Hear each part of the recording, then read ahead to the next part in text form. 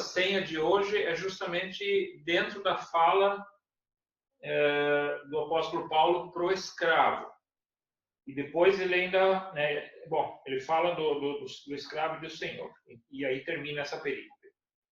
E aí, então ele diz: escravos, obedeçam em tudo a seus senhores terrenos, não somente para agradá-los quando eles estão observando, mas com sinceridade de coração, pelo fato de vocês temerem o Senhor. E daí aí vem essa palavra que diz assim: é a Cristo, o Senhor, que vocês estão servindo. Quem cometer injustiça receberá de volta injustiça, e não haverá exceção para ninguém. Como a gente hoje não tem mais escravo e senhor, eu estava pensando assim, o que poderia ser a relação social mais próxima que a gente tem hoje? E eu penso que seria a relação de patrão e empregado. Claro que ela não é igual, mas ela é parecida. E muitas vezes a gente, quando está conversando assim bem descontraídamente, às vezes as pessoas até dizem: eu faço de conta que eu trabalho, né? E interessante que essa palavra é uma palavra que vem no sentido de obedecer em tudo aos seus. Agora, se a gente no lugar de patrões, de senhores, colocasse patrões, né? Não somente para agradá-los quando eles estão observando, mas com sinceridade de coração, pelo fato de vocês temerem o Senhor.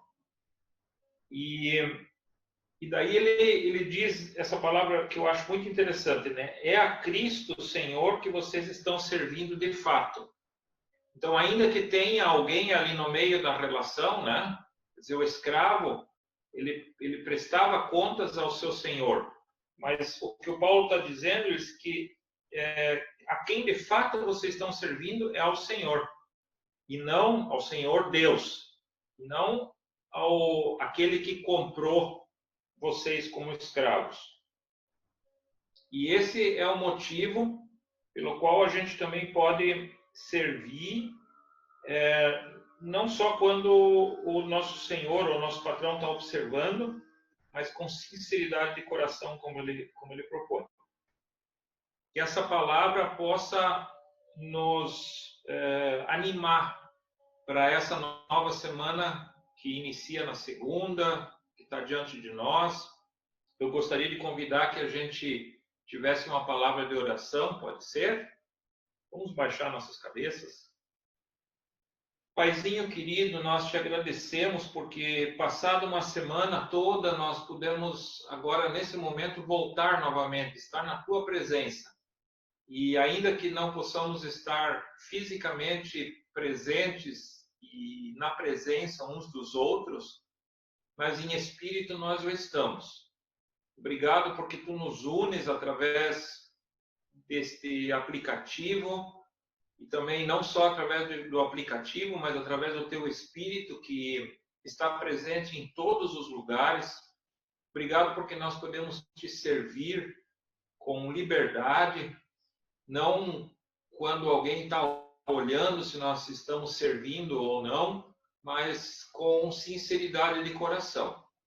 Ajuda-nos a crescer e a aprender cada vez mais a servirmos com integridade de Senhor, de coração, como se estivéssemos, e de fato estamos, servindo a Ti, e não a quem quer que seja. Assim entregamos esse momento de culto na Tua presença, pedimos que Tu estejas presente em cada casa aqui conectada, e que a Tua bênção venha e permaneça com cada um. Nós pedimos isso em nome de Jesus Cristo. Amém. Eu gostaria agora, então, de passar a palavra para o Elias. Nós vamos cantar um hino de louvor. É isso, Elias? É isso aí.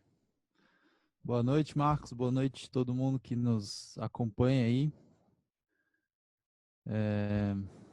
Que bom que a gente pode se reunir mais uma vez essa semana. ainda que virtualmente, mas a gente compartilha aqui do mesmo momento e do mesmo tempo presente. E a gente é grato a Deus que Ele tem nos mantido, Ele tem também nos chamado para esse momento aqui. E confesso que tem sido bem difícil escolher repertório no meio dessa pandemia, porque parece que o que a gente tem a dizer com as músicas que a gente canta precisa ser ainda mais relevante, ainda mais profundo.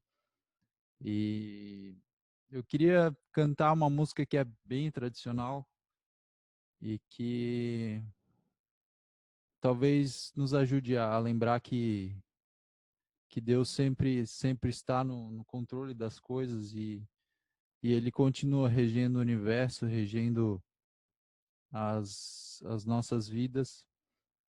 Então a gente vai cantar Grandioso És Tu.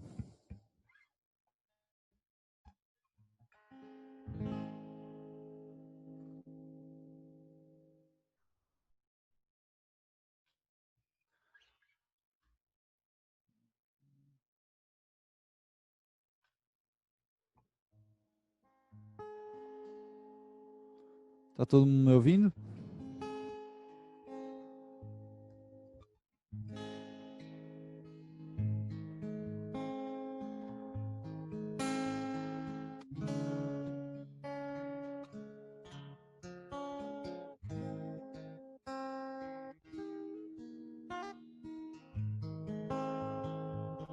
Senhor meu Deus, quando eu maravilhado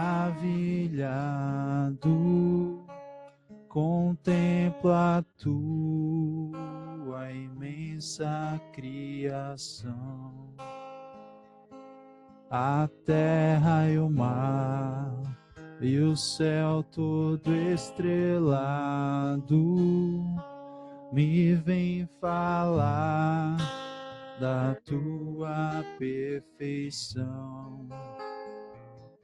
Então minha alma canta a ti, Senhor. Grandioso és tu, grandioso és tu. Então minha alma canta a ti, Senhor. Grandioso és tu, grandioso és tu.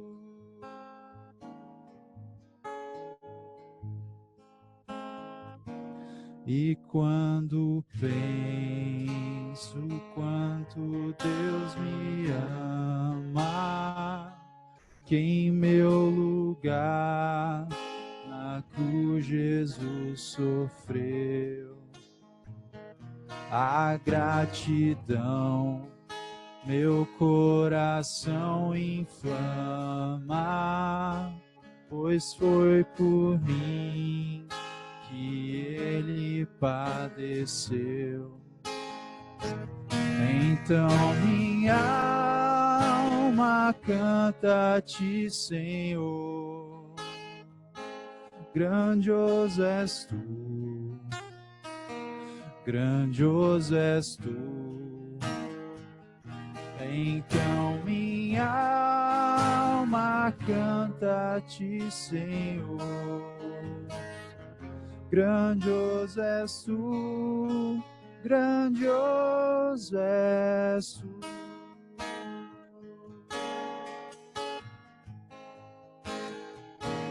Tua palavra veio revelar-me o eterno alvo que devo alcançar. Com tantas bênçãos vens presentear-me, eternamente hei de te louvar. Então minha alma canta a ti, Senhor. Grandioso és tu, grandioso és tu. Então minha alma canta a ti, Senhor. Grandioso és tu, grandioso és tu, grandioso és tu, grandioso és tu.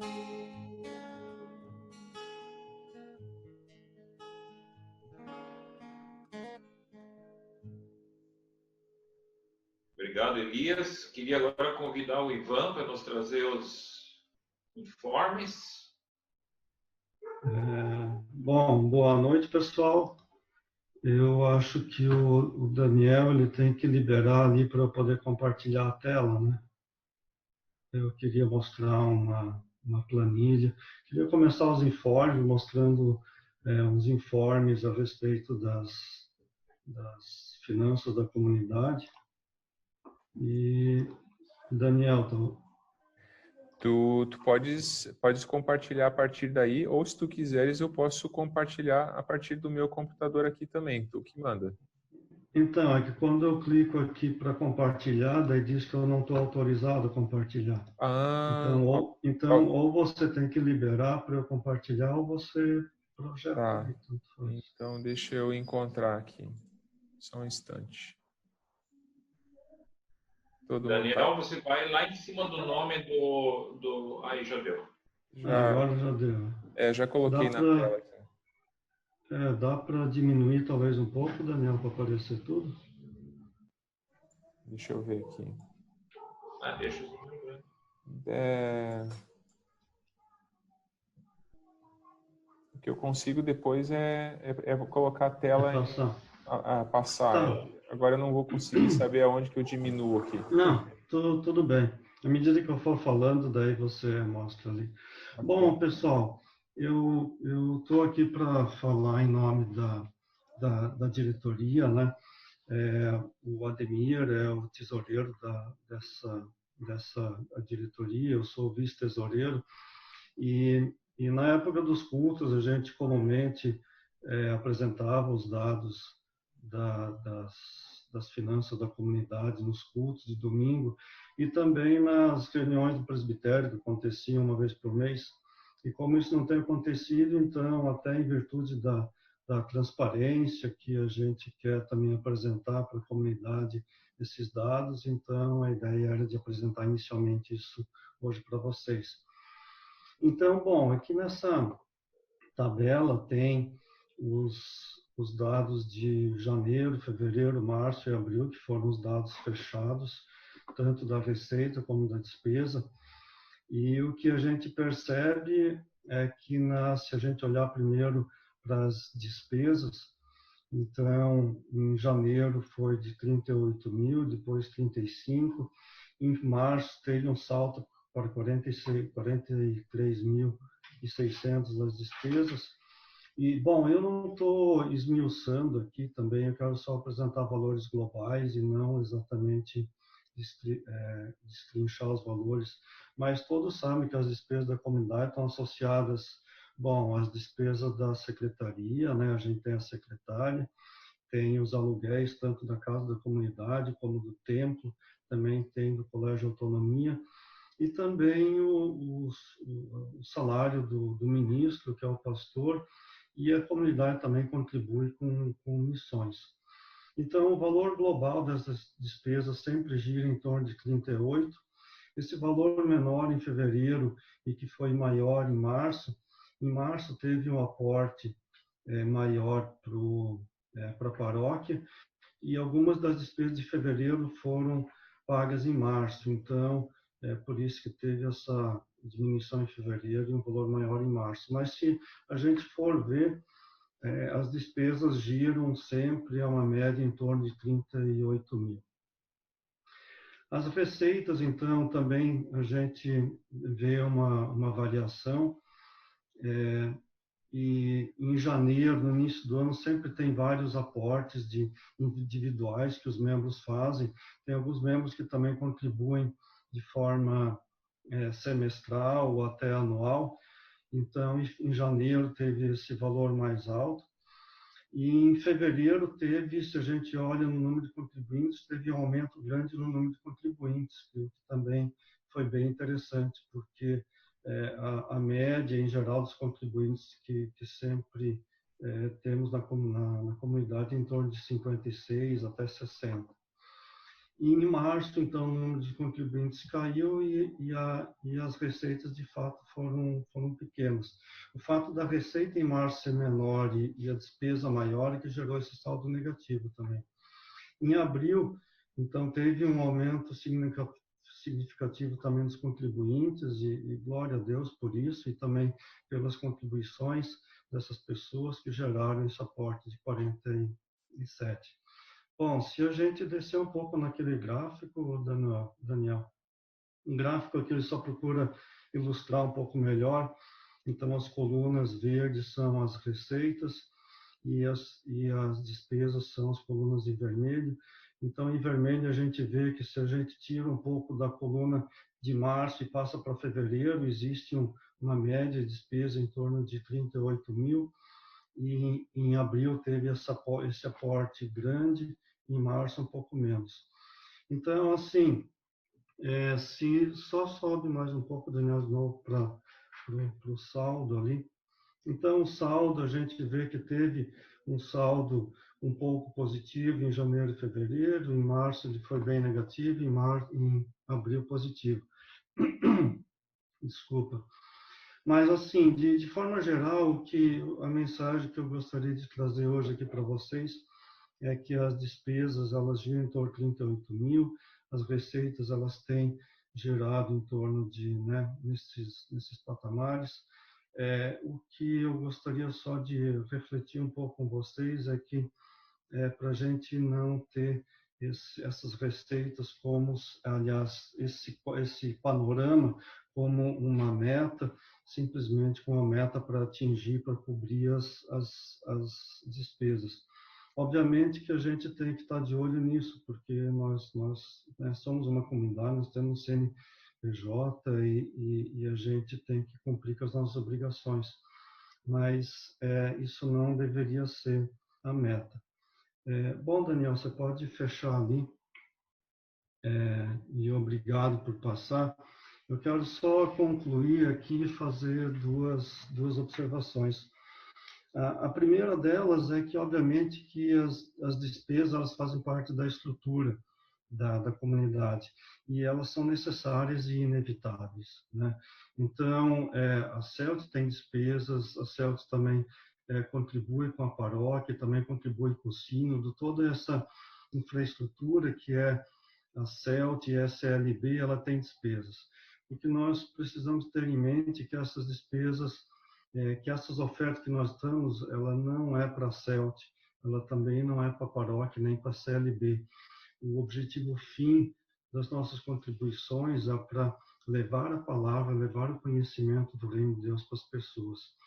E daí eu gostaria de lembrar que a missão da CELT, que está no nosso regimento, ela diz o seguinte: ser um ambiente de vida plena e ação transformadora fundamentada no Evangelho de Jesus Cristo. Então, esse é o objetivo fim da CELT. Quando nós estamos contribuindo para a CELT, nós temos que ter em mente que nós estamos contribuindo para essa missão. E eu também só queria lembrar, o Ginter, na verdade, me lembrou que no plano de desenvolvimento que a CELT construiu nos últimos 2 anos, na verdade, esse planejamento 2018 até 2030, uma das metas era que todo membro fosse um contribuinte. Então, fica aqui essa motivação. Mas só para finalizar, eu quero só concluir ainda dizendo que, mas assim, qual que é a motivação para a nossa contribuição? Então, é claro que a gente pode avaliar, sim, existe esse objetivo da CELT, que a gente pode contribuir para esse objetivo, isso é pertinente, é perfeito. Agora, o que, na verdade, a gente não pode ter em mente é imaginar que a contribuição da CELT ela é simplesmente mais uma conta para pagar. Então, é isso que nós temos que ter claro. Eu gostaria de lembrar que a passagem de Caim e Abel, onde Abel era o pastor, Caim trabalhava no campo, e ambos fizeram uma oferta ao Senhor. Abel ofertou um cordeiro e Caim o resultado da sua lavoura. E a passagem diz que o Senhor não se agradou com a oferta de Caim. Bom, algumas pessoas avaliam isso, é claro que na época o fato de ofertar um cordeiro que tem o derramamento de sangue, tradicionalmente isso era mais relevante na época. Mas se a gente buscar uma outra passagem, no fundo não era esse o ponto. Então, em Hebreus 11, 4, diz o seguinte: pela fé, Abel ofereceu a Deus maior sacrifício do que Caim, pelo qual alcançou o testemunho de que era justo. Então, o ponto, a questão é a fé que Abel teve, a fé de Abel em relação ao Senhor fez essa oferta ser uma oferta de coração. E daí, lembrando de fé, eu lembro que do estudo que a gente está falando com o Beto coloca para a gente que fé, na verdade, é uma derivação de fidelidade. E fidelidade é uma via de mão dupla. É uma via que o Senhor dá coisas para nós e nós também temos que dar coisas ao Senhor. Então, no fundo, a oferta ela é mais do que isso. E a oferta da gente é reconhecer que tudo que nós temos ela é bênção do Senhor. Então, as dádivas que nós temos na nossa vida é bênção do Senhor, então cabe a nós, como forma de fé, como forma de fidelidade, devolver um pouco dessa bênção para Ele, e que isso, de acordo com a nossa missão aqui na CELT, é revertido em prol da missão, que é levar a palavra de Deus às pessoas. Então, lembrando que Abel ofereceu não apenas um cordeiro, ele não pegou e escolheu o cordeiro que estava doente, ele ofereceu para o Senhor o melhor cordeiro. Se nós lembrarmos da viúva que ofereceu algumas moedas, Jesus depois disse aos discípulos que ela sim ofereceu tudo que ela tinha, enquanto as outras pessoas ofereciam o que lhe sobrava. Então, com isso, quero só deixar uma motivação, isso é uma motivação, não eu falando para vocês, mas é uma motivação para mim também. É uma motivação que nós devemos ter, que a nossa oferta é uma oferta não para a CELT, não é uma oferta para a SLB, mas é uma oferta para Deus, é uma oferta para o reino de Deus. E bom, é isso que eu queria falar hoje para vocês, para motivar vocês e a gente continuar nessa caminhada. Daí agora os outros avisos, eu acho que a Lia tem mais 2 avisos para dar. Obrigado. Bem, boa noite. A Rose pediu para eu passar algumas informações da semana do grupo Situações da CELT, né? Então, eu queria dizer para vocês o seguinte, não querendo dar uma de poliana, mas a verdade realmente é incontestável, tá, gente?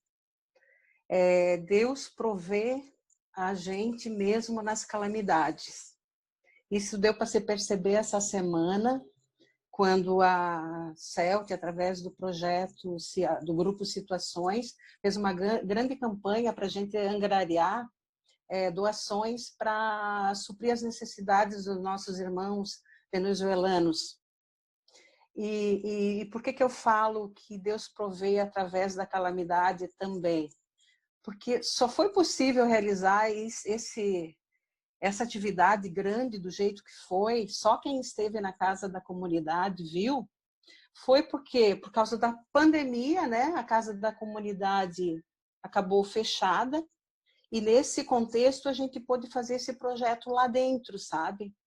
Então foi muito grande, foi maravilhoso o número de doações recebidas essa semana, roupas, o que foi pedido, né, para frio, e roupa de cama, banho, enfim, foi grandioso, foi maravilhoso, tá? Então, só para fazer essa abertura e foi divino.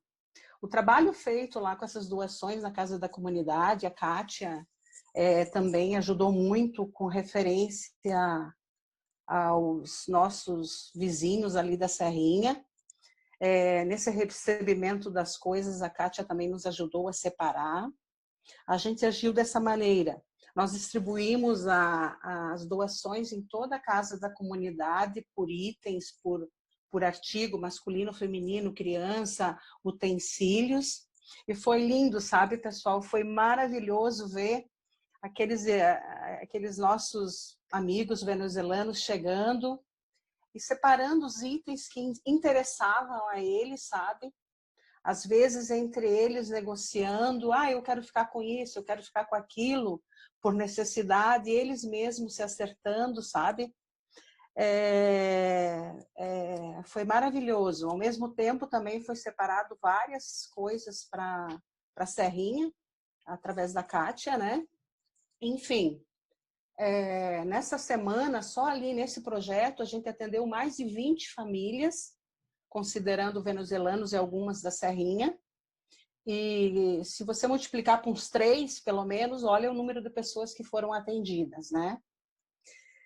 Ainda nesse final de semana, agora ontem, surgiu mais demandas da Serrinha. A gente ia encerrar, ia limpar a casa logo no início da semana, mas a gente definiu por ficar mais uns dias para a gente atender mais algumas pessoas ali da Serrinha. Depois disso, esse saldo desse projeto que foi feito, todas essas doações, vai ser destinado para o Frei Damião.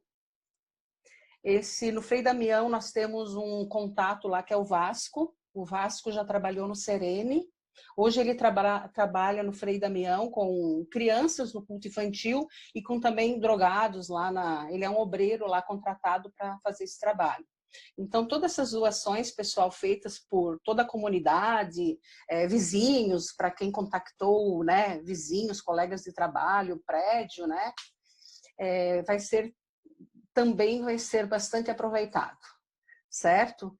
Se vocês ouvissem a quantidade de agradecimentos, assim, feito de coração, gente, porque esse pessoal, principalmente os venezuelanos, que a gente está tendo mais contato, não são pessoas que, enfim, que não tem nada, miserável. Eles tinham tudo, eles tinham uma profissão, eles tinham uma casa, eles tinham imóveis e perderam tudo, né? Então, aqui. E, às vezes, se sujeitando a nossas doações até para poder comer, né? Enfim. Foi maravilhoso, assim, eu queria dizer, maravilhoso.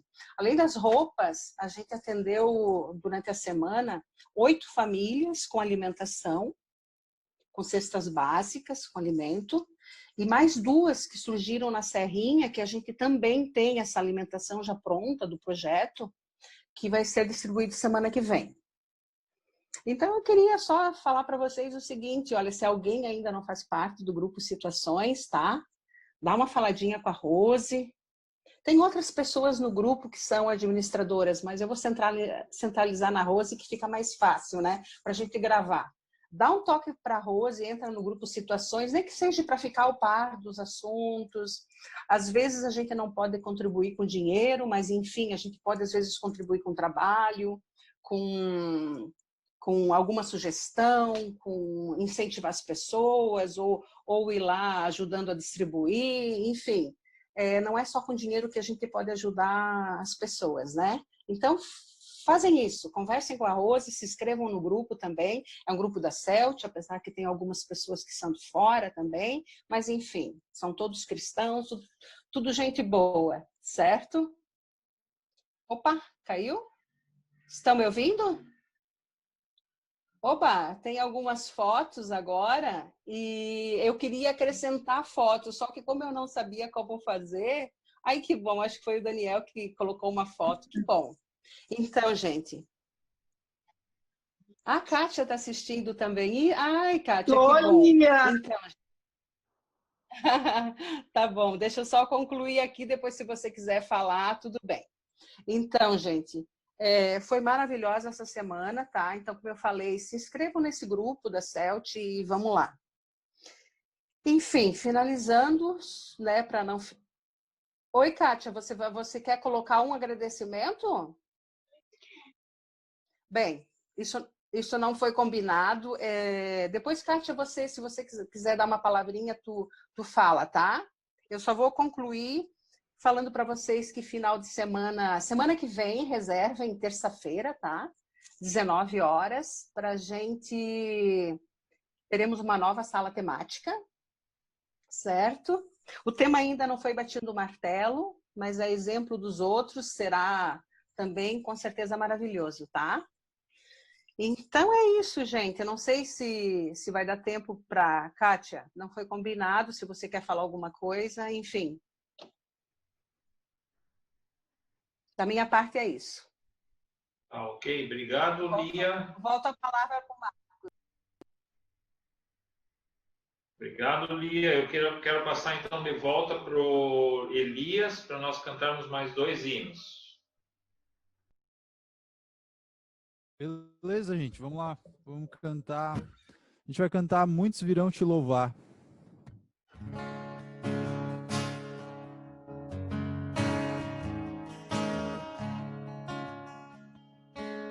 Se você tá meio assim de cantar dentro de casa, esquece que tem vizinho agora nesse momento. Vamos lembrar que, além da gente estar cantando, que é uma coisa que por si só já nos ajuda, já pode animar nosso espírito, mas a gente pode cantar afirmando verdades que não mudam e tendo a certeza e a maravilhosa certeza do amor e da graça de Deus. Então que isso te motive para cantar aí da sua casa junto comigo. De todas as tribos, povos e raças, muitos virão te louvar. De tantas culturas, línguas e nações, no tempo e no espaço, virão te adorar. Bendito seja sempre o Cordeiro, Filho de Deus, raiz de Davi. Bendito seja o seu santo nome, Cristo Jesus, presente aqui.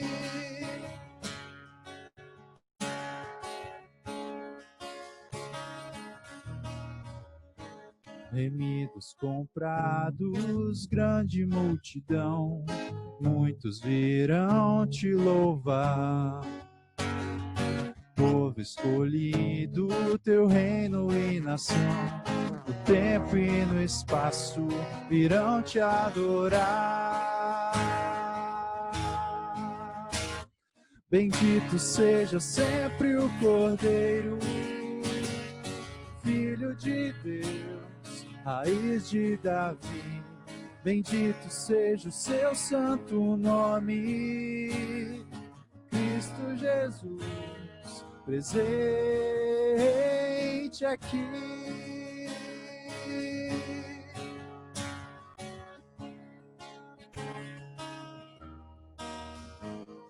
E a nós só nos cabe tudo dedicar, oferta suave ao Senhor.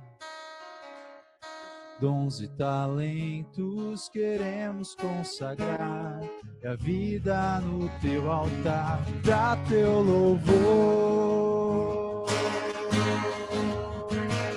Bendito seja sempre o Cordeiro, Filho de Deus, raiz de Davi. Bendito seja o seu santo nome, Cristo Jesus, presente aqui.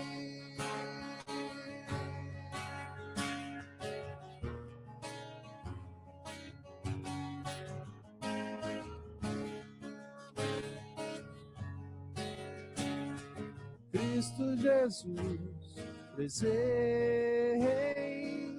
aqui.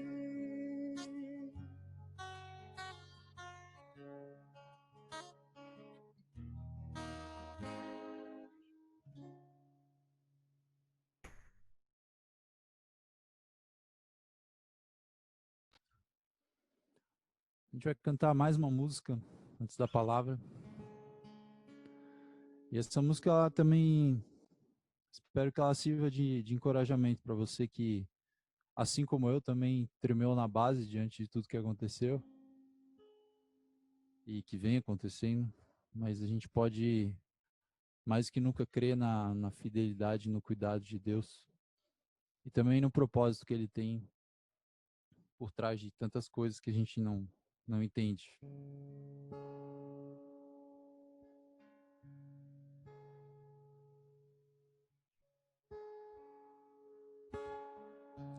Diga para os temerosos, não há nada a temer. Poderoso é o teu Senhor, quando clama seu nome. Ele então virá. Ele vem para te salvar. Ele vem para te salvar. Diga ao cansado, o teu Senhor virá. Ele vem para te salvar. Ele vem para te salvar. Ele vem para te salvar. Contemplar o Senhor e te levantarás. Ele vem para te salvar.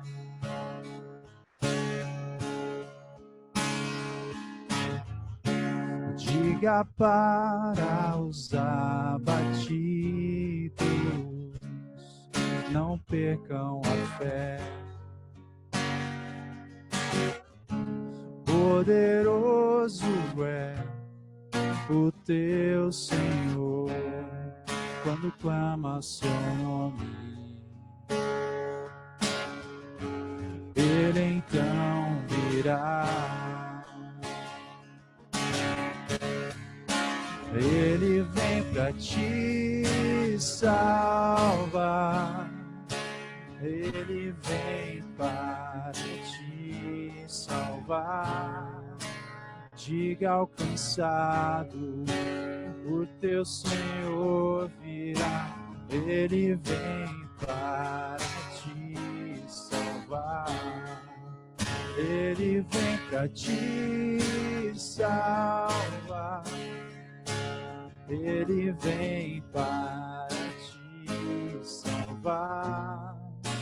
Contemplar o Senhor e te levantarás. Ele vem para te salvar.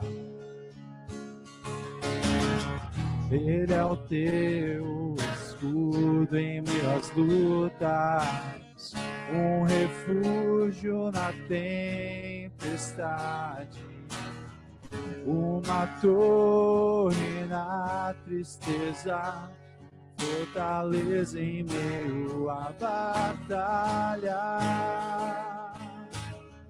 Ele é o teu escudo em meio às lutas, um refúgio na tempestade, uma torre na tristeza, fortaleza em meio à batalha.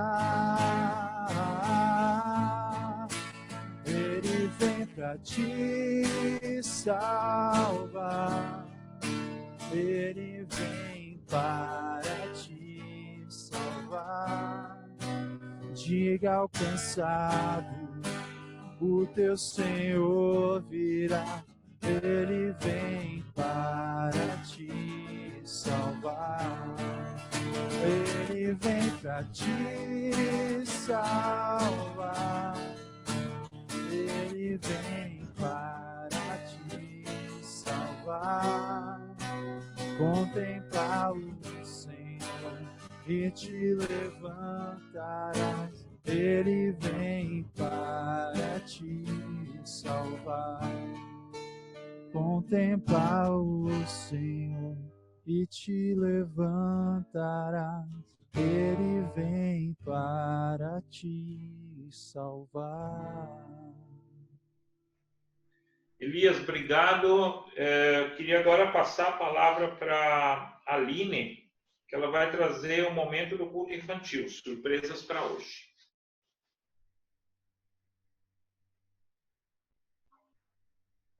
E eu passo a palavra para a Lauren. A Lauren está aí? Lauren? Está lá ela. Pronto. Estão me ouvindo? Ah, espera que eu não estou ouvindo, espera aí. Muitos esquemas de computador aqui. Foi. Quero saber da criançada. Cadê as crianças? Oi, Lauren! Oi! Aqui! Tô vendo. Que legal! Tem mais ali também. Muito legal, galera. Olha o que eu tenho aqui! Não, O Léo olha o que eu também. tenho aqui! Legal, Léo. Seguinte. Vocês já sabem. Vocês já sabem que essa semana a gente está ao vivo. Todo dia uma surpresa. Eu tenho um papo, Lauren! Lembra? Agora é a hora dela falar. Então, hoje a gente vai ouvir mais uma história, que é a continuação da história de ontem. A semana inteira a gente está ouvindo falar sobre Pedro e que ele está sendo um agente de Jesus depois que Jesus já foi. E ele está sendo um agente, fazendo milagres, falando do amor de Jesus pelas pessoas. E o que aconteceu ontem foi que tudo isso que ele está fazendo, na verdade, teve um preço, não é? E ele foi preso. Ele está na cadeia porque muitas pessoas não queriam que ele falasse do amor de Jesus, né? Isso, que nem a gente falou ontem, que em muitos lugares hoje no mundo, também cristãos estão na cadeia e estão sofrendo porque não pode falar de Jesus. Aqui a gente pode, né? Então a gente aproveita e fala um monte. E ele estava na cadeia e a gente sabe que esse não é o fim da história. Porque ontem ele estava dormindo e apareceu um anjo do Senhor, né? Para libertar ele.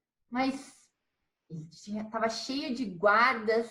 Como é que será que essa história acontece? Falaram para o anjo disse para ele amarrar as sandálias, para ele pegar a capa e seguir o anjo. Será que o anjo vai conseguir tirar ele da cadeia com aquele monte de guarda? Como assim? Pois é. Então, a gente vai pegar a nossa Bíblia, lá no capítulo 12 do livro de Atos, que a gente está lendo essa semana, e vai ler 3 versículos, do 9 até o 11, que diz assim: Pedro saiu da cadeia e foi seguindo o anjo, porém não sabia se de fato o anjo estava libertando. Ele pensava que aquilo era uma visão, ele estava dormindo, quem sabe era um sonho, né? O anjo apareceu, começou a levar ele, a corrente soltou, parecia que nem era real. E eles passaram pelo primeiro e pelo segundo posto de guarda, que eram muitos, lembra? E chegaram ao portão de ferro que dava para a rua. O portão se abriu sozinho e eles saíram. Andaram por uma rua e, de repente, o anjo foi embora. Então Pedro compreendeu o que estava acontecendo e disse: Agora sei que, de fato, o Senhor mandou o seu anjo e me livrou do poder de Herodes e de tudo que os judeus tinham a intenção de me fazer. Ele estava para fora da cadeia, ele passou por todos os guardas, por tudo. Mas assim, vocês já tentaram abrir uma fechadura? Só dá para abrir com a chave, né? Sem chave, não tem como abrir. Só pode até tentar ali alguma coisa, mas é muito difícil. Até porque as fechaduras, elas são feitas para abrir realmente só com a chave. Para nos guardar, por exemplo, a nossa porta de casa, para nos guardar seguros em casa. Ou a fechadura de um cofre. é para guardar alguma coisa que está ali dentro para que ela fique bem segura, não é mesmo? E Pedro também estava na prisão, num lugar bem seguro. E, de repente, imagina a cena, gente. Ele estava lá, tinha 2 guardas, tinha correntes, as correntes se abrem, aparece um anjo, ele sai andando e ninguém fala nada, ninguém faz nada, isso é impossível. Mas é que Deus pode fazer, de fato, o impossível, né? Primeiro as correntes soltaram, eles saíram, passaram pelos postos dos guardas e para Pedro parecia um sonho, mas na verdade era real, não era? Pois então, mas às vezes não é a cadeia que nos prende. Às vezes o que a gente sente que está prendendo a gente é alguma tristeza, alguma preocupação, uma angústia, né? Que a gente pode estar preocupado com alguma coisa, né? Agora a gente se sente até meio preso dentro de casa, né? Nessa situação. Mas a gente pode confiar em Deus, não pode? Ele não tem poder para libertar a gente? E daí lá nos Salmos, tem um versículo que diz assim, ó: se me chamarem no dia da aflição, eu os livrarei e vocês me louvarão. Que nem a música que a gente acabou de cantar. Ele vem para salvar a gente, né? Quando a gente está com medo, quando a gente está triste com alguma coisa, Jesus vem para nos salvar. Então, vamos orar rapidinho? Fecha os olhos, abaixa a cabeça para a gente orar. Vamos orar bem rapidinho. Senhor, ajuda-me a lembrar de que o melhor remédio contra a tristeza e o medo é falar contigo e porque tu nos ouve, Deus. Amém. Então, amanhã você não vai perder o fim dessa história, porque ela ainda não acabou. Tem mais. Amanhã tem um vídeo completo, com música, com história e um monte de coisa. Vocês vão assistir amanhã, galera? Sim, eu vou assistir. Eu vou ser pipipiu. Nós também aqui em casa. Então amanhã a gente se vê. Tchau! Esse pipipiu. Tchau. Tchau. Tchau, criançada. Então, agora, obrigado, Lauren. E nós vamos, então, agora também, ainda mais uma vez, baixar nossas cabeças e orar pelo pastor Daniel, que logo em seguida vai nos trazer a palavra. Então, vamos orar. Obrigado, Pai querido, porque além da comunhão, tu também nos dás a tua palavra e nós agora queremos nos preparar para ouvi-la. E também queremos colocar o Daniel na tua presença e pedir que o Senhor esteja com ele, que o Senhor use os seus lábios, o seu pensamento, as palavras que vão sair da boca dele. Coloque as tuas palavras na sua boca para que ele fale também diretamente ao nosso coração. Que a gente seja um bom ouvinte, que a gente, além de ouvir, que a gente também pratique e coloque, guarde essa palavra, que a gente aguarde no nosso coração, para que ela nos acompanhe em toda a nossa vida. Pedimos em nome de Jesus. Amém. Então, passo a palavra para o Daniel. Obrigado, Marcos. Contigo, meu irmão. Obrigado, Marcos. Obrigado também a todos os demais que estiveram compartilhando algo com a gente, né? Culto infantil, os avisos. Muito obrigado. Queria saudar aí de maneira especial, todos são muito bem-vindos, todos sintam-se saudados e abraçados. Mas queria cumprimentar de maneira especial minha mamãe, que está ouvindo, minha irmã lá de Itapema, que estão ouvindo. E também vi que nós temos uma presença ilustre aí do Johannes Pfeiffer, né? Imagino que ele esteja lá em São Bento do Sul, que ele não esteja aqui em Florianópolis, mas seu Johannes, que bom poder contar com a sua presença aqui no culto, né? Não, muitas vezes ele esteve de maneira presencial com a gente, né, visitando a família, mas hoje ele está pelo Zoom, que legal. Que bom poder contar com a presença desse irmão aqui com a gente, podendo ouvir a palavra junto com a gente. Bom, queridos, eu quero compartilhar com vocês uma mensagem a respeito de espiritualidade. Creio que é um tema que tem profunda relação também com o tempo que a gente está vivendo agora. Eu quero compartilhar com vocês aqui os slides. Vou fazer, então, no estilo que a gente está acostumado, né, com apresentação de slides. E aí, vocês também não precisam ficar olhando muito para mim, podem ficar olhando para a apresentação, fica mais interessante, né? Eu quero ler com vocês uma palavra que faz parte do Sermão da Montanha, para falar desse tripé da espiritualidade cristã. Mas antes de ser um tripé da espiritualidade cristã, quando Jesus fala sobre esse tema, ele já era um tripé da espiritualidade, da piedade judaica, no tempo dele mesmo. E então a gente tem aí como subtítulo essa jornada com Deus, com o próximo e consigo mesmo. Lembrando, né, que quando a gente está falando de espiritualidade, muitas vezes a gente vai tentar descrever o que é espiritualidade. É a relação com Deus. A gente entende espiritualidade como algo ampliado, não apenas como a relação com Deus. A gente entende, nós não entendemos, aliás, espiritualidade como uma vivência restrita ao templo, ao culto, ao domingo, ou qualquer outro dia sagrado, ou mais ou menos sagrado, nem uma relação mediada sacerdotalmente. A gente há muito tempo insiste nisso, e é isso que o Novo Testamento ensina, que culto não é o que fazemos para Deus. Culto é o que nós somos em Cristo. Somos sacrifício vivo, santo e agradável a Deus, conforme Romanos 12, 1. Agora nós somos o próprio sacrifício. Nós não apresentamos sacrifícios. A nossa vida toda se transforma agora em culto a Deus e em sacrifício a Deus. Então tem essa frase que é clássica, já é um clichê, mas que vale a pena lembrar aqui nesse contexto. Quando não há culto na vida, não há vida no culto. Aquilo que nós fazemos no domingo ou num momento como esse acaba caindo no vazio, porque o restante da nossa vida não é um sacrifício vivo, santo e agradável a Deus. Portanto, a gente entende espiritualidade cristã ao modo como prestamos culto a Deus na integralidade da nossa vida, com todo o nosso ser, com tudo que nós fazemos.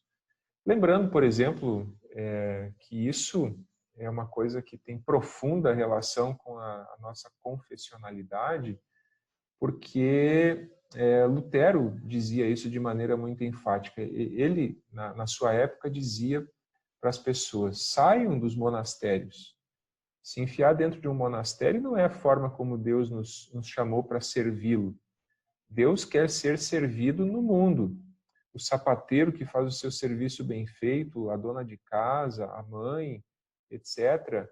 Quer dizer, quando você faz o que você faz para Deus, então você está servindo a Deus de coração. E ele entendia que Deus precisava ser servido no mundo, não que a gente deveria se isolar do mundo para servir a Deus.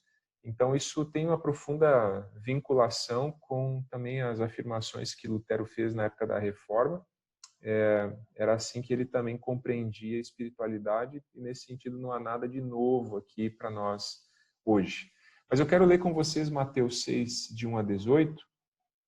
Você pode acompanhar a leitura comigo, pode abrir sua Bíblia ou pode ler aí na tela do seu celular, do seu computador, conforme você estiver acompanhando. E lá nós lemos então Jesus dizendo: tenham cuidado de não praticar suas obras de justiça diante dos outros para serem vistos por eles. Se fizerem isso, vocês não terão nenhuma recompensa do Pai Celestial. Portanto, quando você der esmola, não anuncie isso com trombetas, como fazem os hipócritas nas sinagogas e nas ruas, a fim de serem honrados pelos outros. Eu lhes garanto que eles já receberam sua plena recompensa. Mas quando você der esmola, que a sua mão esquerda não saiba o que está fazendo a direita, de forma que você preste a sua ajuda em segredo. E seu pai que vê o que é feito em segredo, o recompensará. E quando vocês orarem, não sejam como os hipócritas. Eles gostam de ficar orando em pé nas sinagogas e nas esquinas, a fim de serem vistos pelos outros.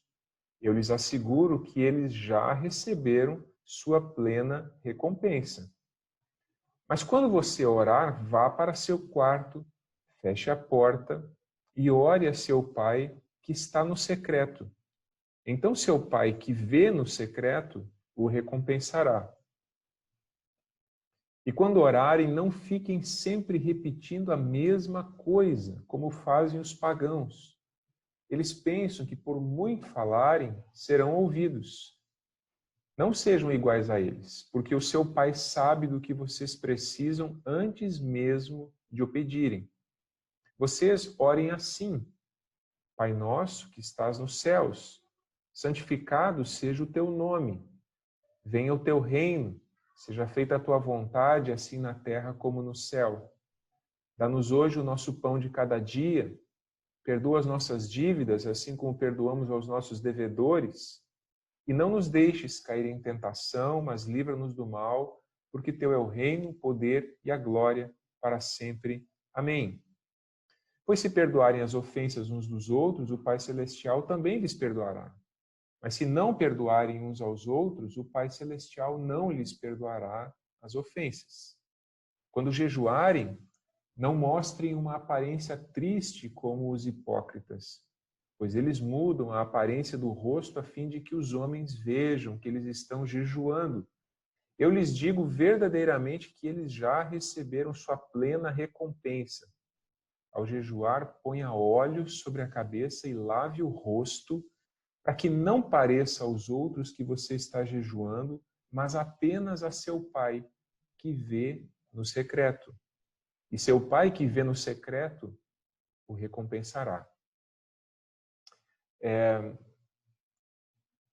Eu quero falar desse tripé, portanto, da espiritualidade cristã, e que era o tripé também da espiritualidade judaica na época de Jesus, e era constituído, então, desses 3 elementos. Aquilo que Jesus chama nesse texto de esmola, a oração e o jejum. A relação com o Pai, conforme Jesus apresenta aqui, está no centro de toda essa espiritualidade. Se a gente lê esse texto bíblico, a gente percebe que Jesus tenta colocar o Pai no centro dessas práticas espirituais, dessas disciplinas espirituais que eram praticadas ali naquele momento. Ele tenta trazer Deus para o centro desse negócio. Porque a tentação da espiritualidade sempre é vivê-la não com Deus no centro dela, mas conosco, nós próprios sendo o centro dessa espiritualidade. E a oração é o espaço no qual essa relação com o Pai é desenvolvida. Por isso, eu quero partir nessa reflexão aqui com vocês a partir da oração. Embora a esmola aparece primeiro, a oração vem em segundo lugar e o jejum em terceiro, eu acredito que o centro dessa história está justamente naquilo que Jesus fala no Pai Nosso, quando ele esclarece essa relação com o Pai. E é nesse momento e nesse sentido que a gente tem condições também de entender as relações que aparecem na questão da esmola, que a gente vai explicar melhor o que é depois, e a questão do jejum também, ok? Então, a oração é essa exteriorização da relação com Deus. É de fato aquele aspecto em que a gente desenvolve essa espiritualidade no aspecto da relação com Deus, ok? Então a gente vai falar um pouquinho sobre isso agora, sobre a oração. E o que Jesus diz nesse texto bíblico em relação à oração? Em primeiro lugar, ele condena uma oração performática, uma oração que é feita para ser vista pelos outros. E ele chama isso de hipocrisia. Ele diz, não orem como os hipócritas. Não façam como eles. Porque eles gostam de orar em pé nas sinagogas, eles gostam de fazer isso nas esquinas, em lugares públicos, para serem vistos pelas pessoas. E isso não é uma relação com Deus. Deus não está no centro dessa relação, mas é algo que busca admiração e reconhecimento dos outros, das outras pessoas. E ele fala de um segundo tipo de oração também, que ele descreve como pagã. Ele diz assim, também não orem como os pagãos. Eles repetem sempre a mesma coisa, eles têm fórmulas mágicas, eles têm esses fetiches de manipulação do divino para convencer a divindade a realizar seus desejos. Eles entendem a espiritualidade como uma forma mágica de lidar com Deus. Se você apertar os botões certos, se você fizer a coisa certa, se você apresentar o sacrifício certo, a divindade vai te atender. Ela vai entrar em dívida com você.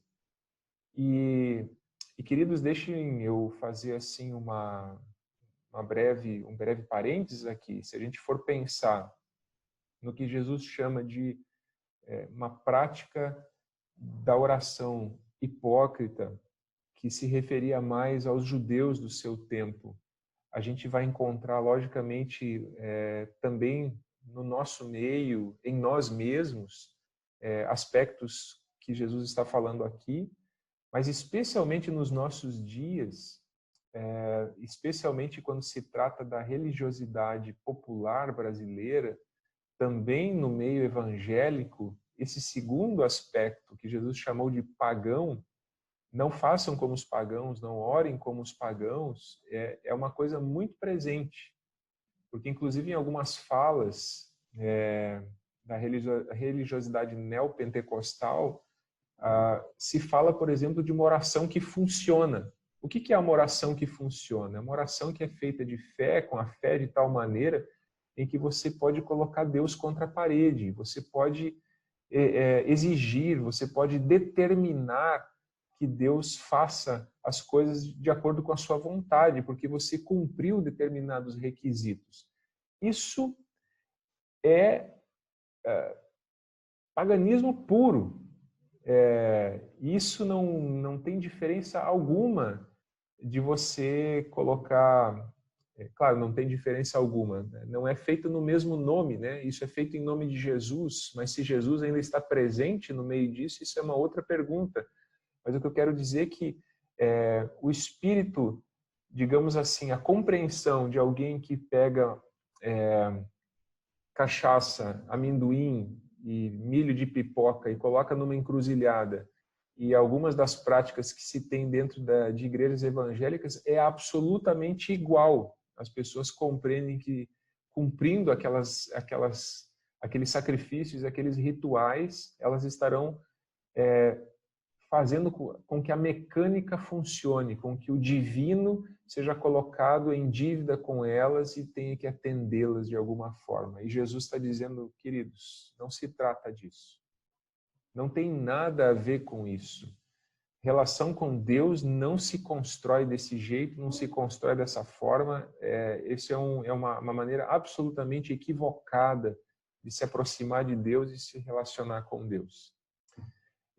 E aí ele apresenta o Pai Nosso. Logicamente, ele acabou de dizer, não fiquem repetindo sempre a mesma coisa. Portanto, quando ele vai ensinar o Pai Nosso, ele não está querendo fazer o que se faz também em alguns espaços cristãos. Hoje nós vamos ter a campanha dos 1000 Pai Nossos. Poxa, Jesus não ensinou Pai Nosso para ser repetido até que Deus cansa de nos ouvir e resolve nos atender. Não faz sentido nenhum repetir o Pai Nosso incansavelmente, especialmente quando não se entende o conteúdo. Se repete, às vezes, 1500 vezes, ou seja lá quantas vezes for, o mesmo conteúdo sem discernir o que se está dizendo. Porque se repete com o espírito daquilo que Jesus estava dizendo anteriormente. Não façam como os pagãos, que pensam que por muito repetir a mesma coisa serão ouvidos. Portanto, o Pai Nosso não é uma oração Claro que nós podemos orar o Pai Nosso, não há nada de errado em orar o Pai Nosso como uma oração, mas ele é mais do que apenas uma oração, ele é um modelo de espiritualidade, ele é um modelo de oração, é um modelo de vida. O Pai Nosso é de uma profundidade riquíssima. E a primeira coisa que eu vou passar isso rapidamente, porque eu sempre aponto para esse aspecto, vocês já estão cansados de ouvir isso, né? A primeira coisa que Jesus diz é que o Pai é nosso, não é meu, não é teu, é nosso. E, portanto, não se trata de uma espiritualidade intimista e individualista, mas se trata de algo de comunhão. Logo, quando a gente vai se referir, se relacionar com o Pai, a gente não faz isso como indivíduo, a gente faz isso como parte de um corpo maior. O Pai é nosso, não é meu. Mas eu quero rapidamente falar do segundo aspecto. As primeiras 3 petições do Pai Nosso se referem exclusivamente a Deus. A gente pede que o nome, a singularidade do nome de Deus seja vista no mundo. Santificado seja o teu nome. Ou seja, a gente está dizendo que as pessoas percebam o quanto Deus é singular, o quanto Ele é especial, o quanto Ele é único. Essa é a primeira oração, a primeira petição do Pai Nosso. A gente ora para que a vontade de Deus seja feita. Seja feita a tua vontade, assim na terra como no céu. O primeiro interesse não é a minha vontade, não são os meus desejos, não são os meus problemas, não são os meus dilemas, não são as minhas questões, não sou eu. O centro da oração é Deus. É a santidade do nome dele, a singularidade de quem ele é o quanto ele é especial, é a sua vontade, é o seu reino. Portanto, Jesus, quando nos ensina a nos relacionar com o Pai, nos ensina a conformar a nossa vontade com essa vontade de Deus e nos ensina a tirar os olhos de nós mesmos e colocar os nossos olhos em Deus. E justamente esse é o problema da oração hipócrita do meio judaico, que Jesus falou, e da oração dos pagãos, que Jesus também falou e condenou nos versículos anteriores. Porque ambos os tipos, ambos os modelos, quem é que está no centro? É quem ora.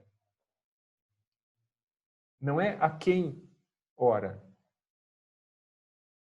E o primeiro aspecto que Jesus está tentando demonstrar para a gente, assim, que a pessoa mais importante quando a gente está orando não somos nós mesmos, mas é Deus a quem nós estamos clamando naquele momento. É claro que quando segue a petição, nós temos também aquela palavra em que a gente diz: dá-nos o pão nosso.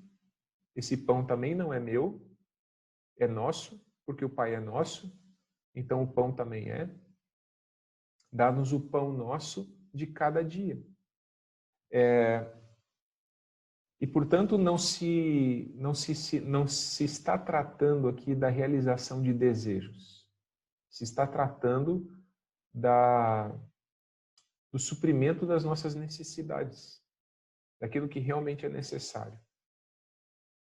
E isso vai na contramão dessa história que nós temos assim de espiritualidade no nosso contexto, inclusive evangélico, de que a oração tem que funcionar.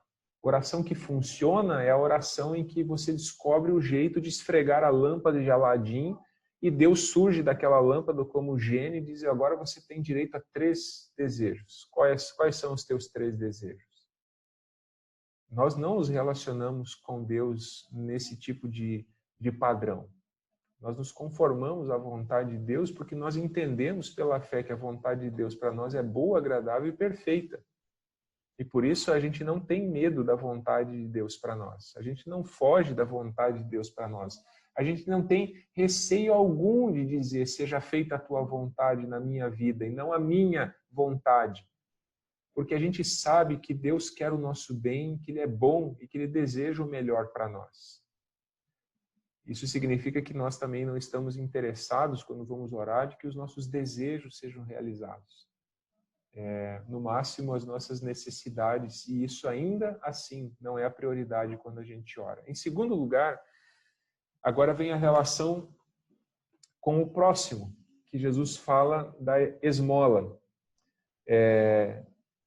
Isso tem a ver agora não com a relação com Deus, mas com a relação com o próximo. A esmola, essa expressão para nós, quando a gente fala em esmola hoje, o que a gente pensa? A gente pensa naquela moedinha que não serve para nada, que a gente não consegue comprar nada, mas tem alguém ali completamente desprovido de qualquer condição financeira, então a gente joga ali uma moedinha, a gente deu uma esmola. Não, isso não é esmola, não é disso que Jesus estava falando. O problema é que essa palavra se desgastou ao longo do tempo, ela perdeu o seu significado. A esmola é um exercício de compaixão, é um exercício de solidariedade, de generosidade, de fraternidade, tem a ver com essas questões. Não é usar o nosso próximo como... Por favor, entendam bem o que eu quero dizer agora. Às vezes a gente tem pena de jogar algumas coisas fora, daí a gente pensa assim, talvez tenha alguém que precise, né? E a gente pensa assim, a gente fez uma grande coisa. A gente pode ter ajudado alguém com alguma coisa que a gente não precisava mais, que a gente não queria mais, porque estava velho, estava feio. Mas isso não é compaixão, isso não é solidariedade, isso não é generosidade, isso não é fraternidade. Isso, no máximo, é reciclagem.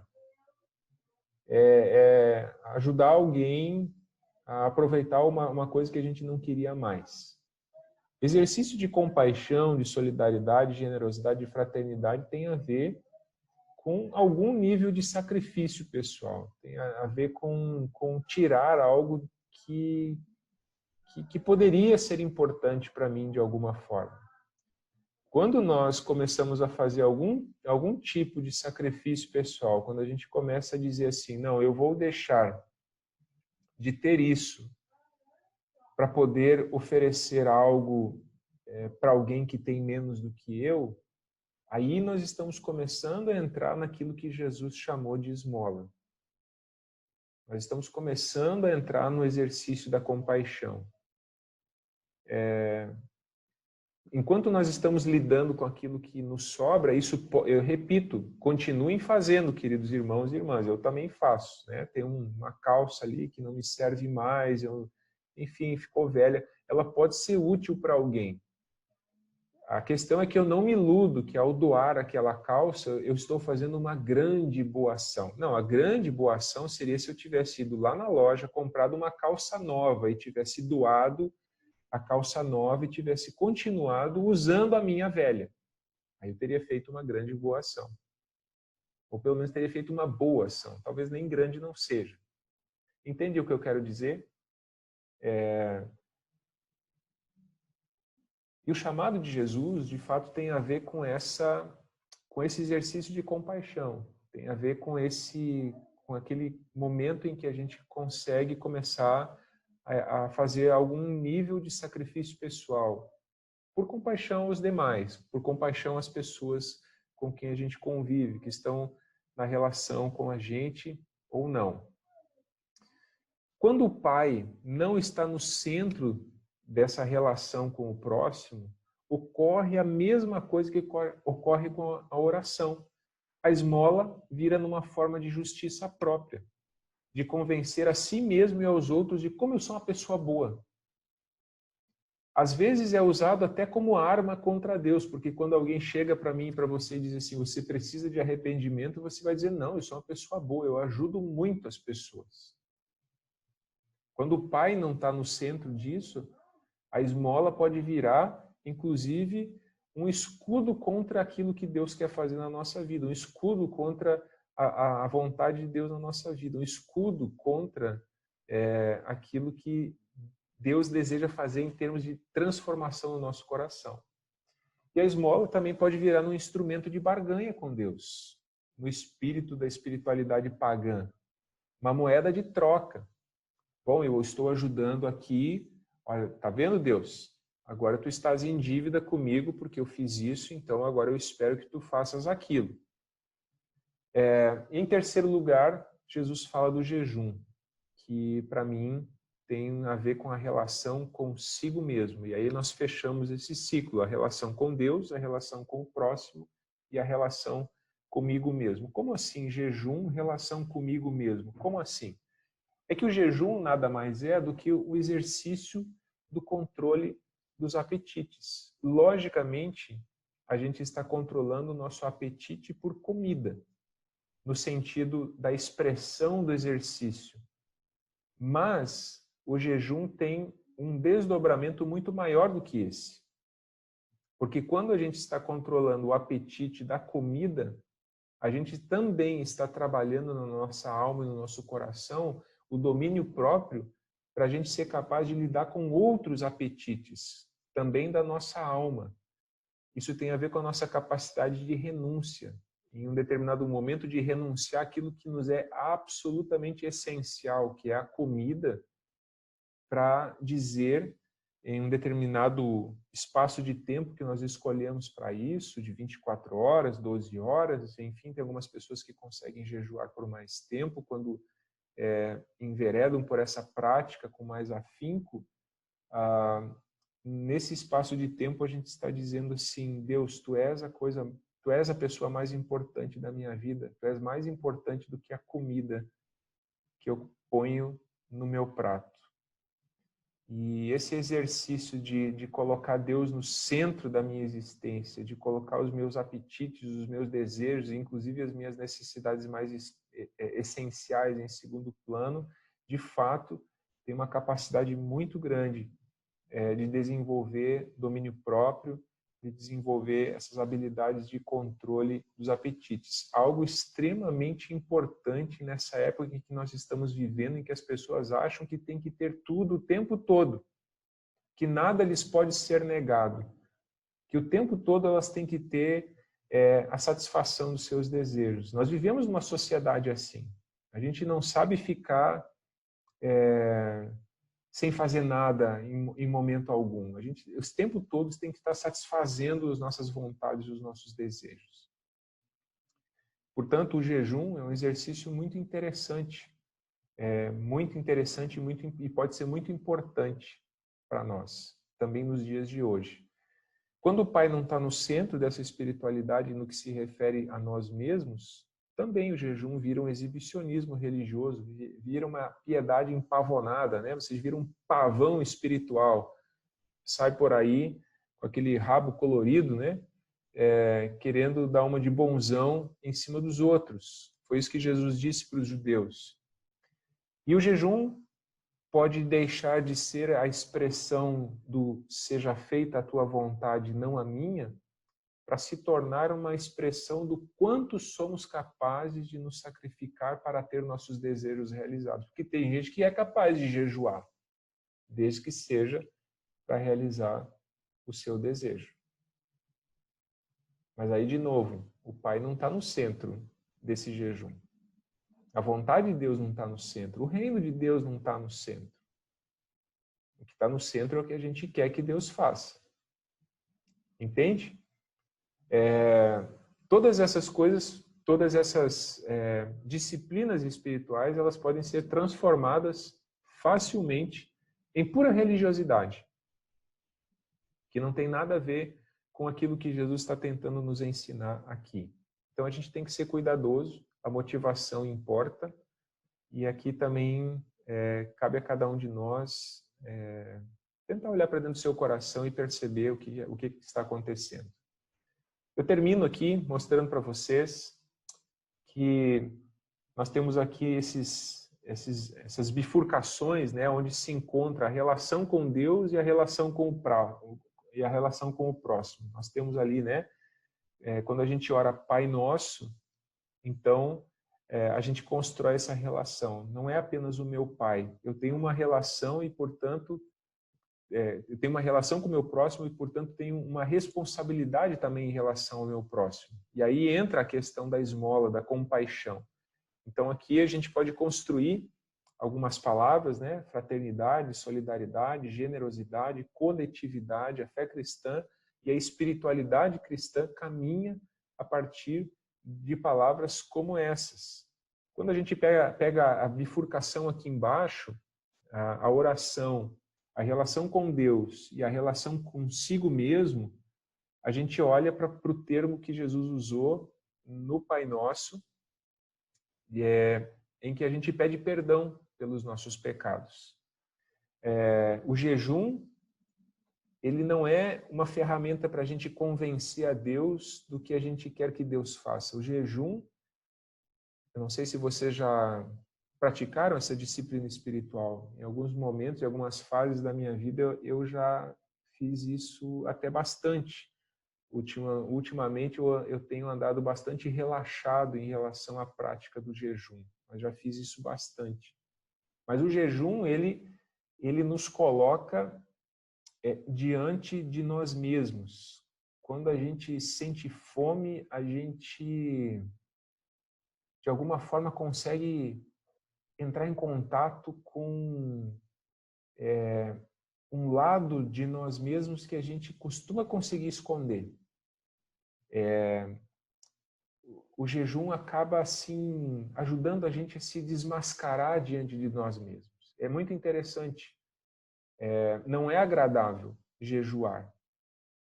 Talvez você vai dizer assim, meu Deus do céu, não me reconheci enquanto estava jejuando, fiquei nervoso, fiquei irado, fiquei não sei o quê. É isso mesmo que acontece, muitas vezes é isso que acontece.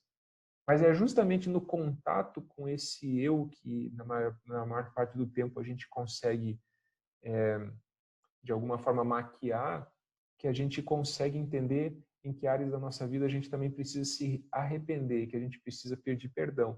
Portanto, essa relação com Deus e a relação consigo mesmo, ela vai gerar algumas outras palavras aqui interessantes, que é a confissão, o quebrantamento, a capacidade de renúncia, a humildade. A gente vai dizer assim, poxa, ainda tem muita coisa que Deus precisa trabalhar na minha vida. E, finalmente, a bifurcação ali da relação consigo mesmo e a relação com o próximo, quando eu passei por esse perdão de Deus, quando eu estou me reconhecendo, vendo o quanto eu sou frágil, o quanto sou pecador, o quanto eu preciso de transformação, o quanto eu preciso de quebrantamento, o quanto Deus ainda precisa trabalhar na minha vida. Quando essa relação com Deus e a relação comigo mesmo está funcionando, essa relação de mim para com o próximo também vai funcionar. Assim como Jesus disse no Pai Nosso. Pai, perdoa a mim como nós perdoamos aqueles que são nossos devedores ou que nos ofenderam. Portanto, quando essa relação funciona, a gente também consegue se reconciliar com as pessoas, consegue perdoar as pessoas, consegue aceitar as pessoas, consegue viver em paz com as pessoas. Porque quando a gente está quebrantado, a gente não consegue julgar os outros. Quando a gente está quebrantado e vê um irmão tropeçar, vê um irmão cometer um erro, ao invés de apontar o dedo, a gente vai dizer assim, puxa vida, podia ter sido eu. Podia ter sido eu que fizesse uma coisa dessas. E ao invés da gente esmagar esse irmão que tropeçou em algum momento, a gente vai fazer de tudo para levantá-lo, para erguê-lo, para trazê-lo de volta à comunhão com Deus, certo? Então, eu acredito que esse tripé descrito por Jesus, que era a piedade judaica do seu tempo, ele está falando da relação com Deus, da relação com o próximo e da relação consigo mesmo. E isso, para mim, parece ser uma expressão muito bonita e uma descrição muito bonita para a espiritualidade cristã, daquilo que nós podemos ser como cristãos. E eu termino, finalmente, deixando algumas perguntas. Na sua espiritualidade, quem está no centro de tudo? Você ou Deus? Quando você vai orar, quem é que está no centro dessa oração? A vontade de quem está sendo buscada nessa oração? segunda pergunta é praticamente como a primeira, né? Qual é a sua busca ao orar? O que lhe motiva a orar? Em terceiro lugar, você se chateia quando ajuda as pessoas e elas parecem ingratas? Talvez para o pessoal, né, que faz parte do nosso grupo Situações, talvez a gente vai se deparar em alguns momentos com situações em que a gente vai ajudar as pessoas e elas vão desdenhar essa ajuda. Bom, a gente não está fazendo para elas, né? Nós estamos fazendo em primeiro lugar por causa daquilo que Jesus fez por nós e por causa daquilo que nós somos em Cristo. E isso independe das reações que as pessoas tiverem. Isso independe das reações que as pessoas tiverem. A gente fica feliz quando recebe palavras de gratidão. A gente fica feliz. Eu fiquei muito feliz porque eu estou lá no grupo Situações e recebi os áudios das mulheres lá na Serrinha, agradecendo as doações que chegaram até lá. E lembrei daquela palavra do apóstolo Paulo, dizendo assim, olha, a ajuda que vocês vão dar aos irmãos da Judéia vai render muito louvor a Deus. E muitos deles disseram, graças a Deus, que Deus abençoe a vida de vocês. Estamos muito felizes, muito gratos. Ou seja, o nome de Deus está sendo louvado por causa dessas coisas. Mas se em algum momento a gente se deparar com ingratidão, que isso não mude aquilo que nós somos em Cristo. Nós nos movemos a partir do que nós somos em Cristo, não a partir do que as pessoas respondem do que nós fazemos. E, em último lugar, eu gostaria de deixar essa sugestão. Eu sei que no nosso meio luterano, às vezes falar em jejum é um negócio até esquisito, porque, inclusive, tem gente que às vezes diz assim, não, mas jejum, isso era uma coisa do Antigo Testamento. Eu acho que jejum e tempo da graça são coisas que não combinam. Sim, se for praticado com legalismo, como uma forma de religiosidade, de sacrifício piedoso, no sentido de barganha com Deus, realmente esquece, é abandono da graça, com certeza. Mas nós podemos, sob a graça, sim, aproveitar dessa disciplina espiritual, utilizar-se dela para o nosso crescimento. E fica aqui uma dica, porque isso pode ser algo muito interessante, muito importante para nós, no sentido de autoconhecimento, de nos ajudar a lidar com os nossos desejos, não só com a comida, né? Para quem às vezes tem algum nível de ansiedade no sentido de matar a sua ansiedade na geladeira, já é uma dica tremenda. Mas quando a gente jejua, a gente também está lidando com outros aspectos dos nossos desejos e das nossas fomes.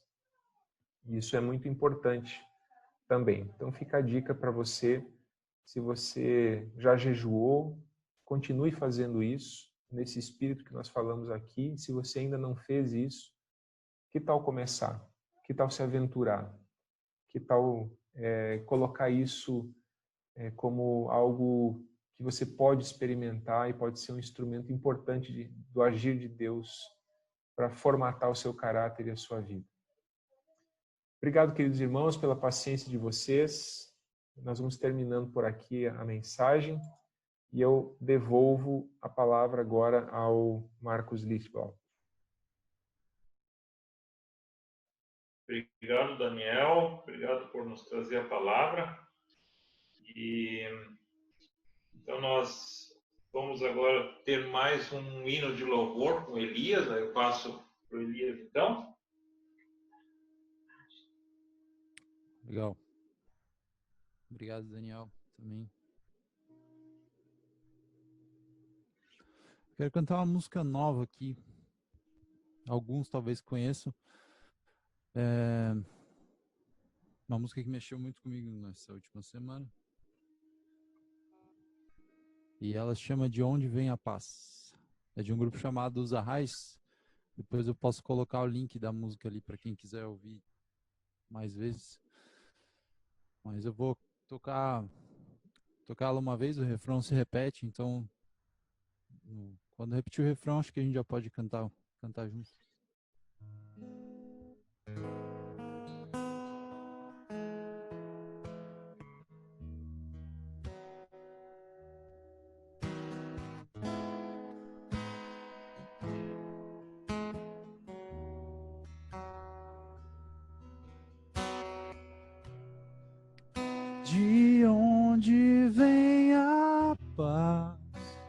surpreende o oprimido, fazendo descansar, sem medo de seu inimigo. De onde vem a força que o faz repousar seguro?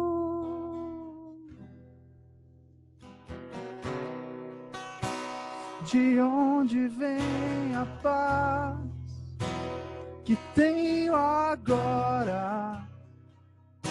A calma após a chuva.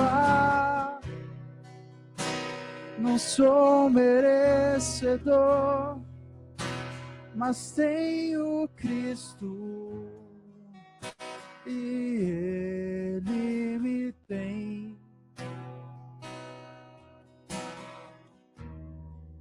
Não pertenço a mim mesmo mais. De onde vem a paz?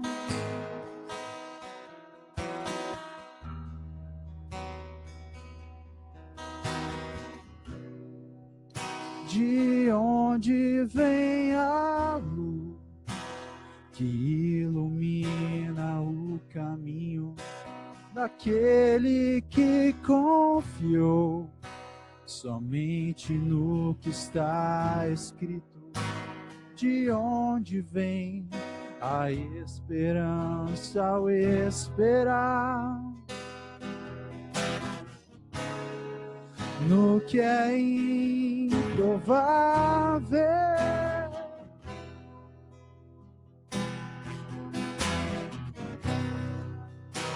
De onde vem a paz que tenho agora?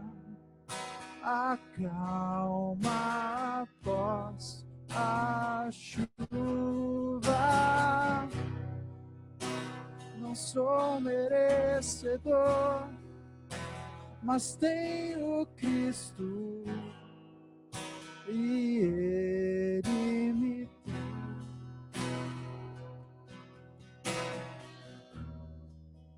Não pertenço a mim mesmo mais, e é de Cristo de onde vem a paz. Não sou merecedor, mas tenho Cristo e Ele me tem.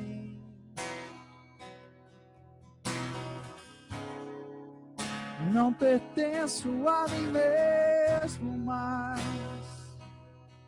é de Cristo, é de Cristo,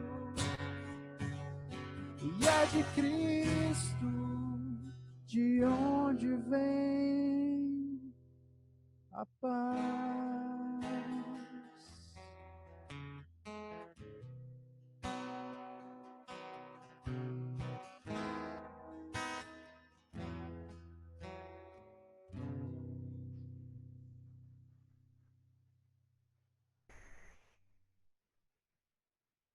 Obrigado, Elias. Nós estamos, então, caminhando agora para o fim desse nosso momento de culto e queremos ainda ter um tempo de intercessão, um tempo onde possamos orar e orar uns pelos outros. Então, eu gostaria de abrir, nesse momento, a palavra. Queria trazer aqui um motivo de intercessão. Hoje, uma pessoa, a Miriam, que é do nosso pequeno grupo, compartilhou que o tio dela, que mora lá em Fortaleza, que estava hospitalizado em função da Covid-19, veio a falecer.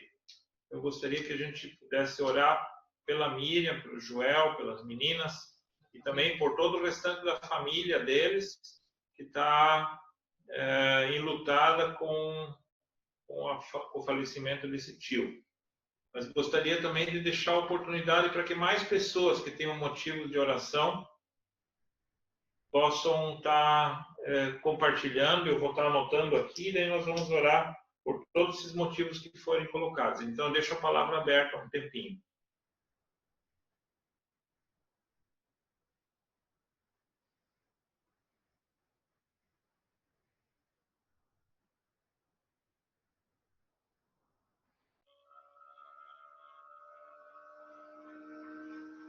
Boa noite, pessoal. É a Miriam que está falando. Obrigada, Marcos, por lembrar da gente. Eu também queria pedir oração pela minha tia, que ainda está também na UTI entubada, e pelos meus primos, né, que estão sofrendo muito nesse momento. Obrigada. Qual é o nome da tua tia, Miriam? Terezinha. Obrigado, querido. Obrigada.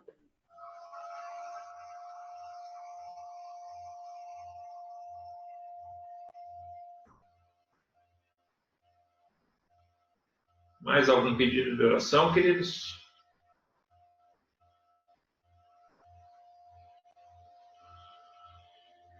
Gente, nós também temos uma filho de um casal que a gente faz aqui no Rio. Não estou conseguindo te entender, Lu.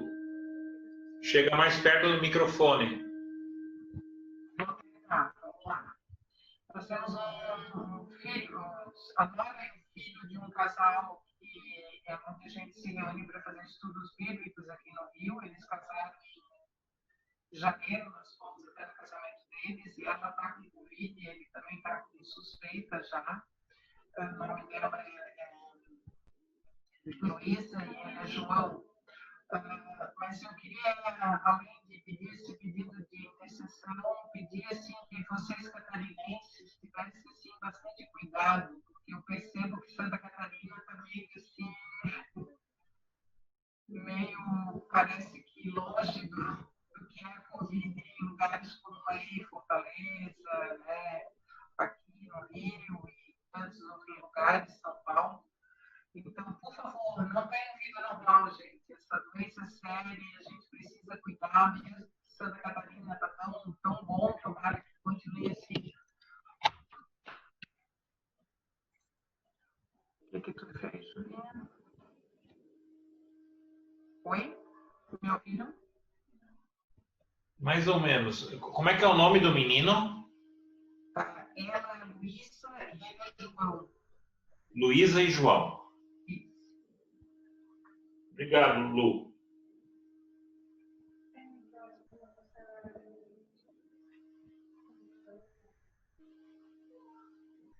Mais alguém ainda gostaria de trazer algum motivo de oração?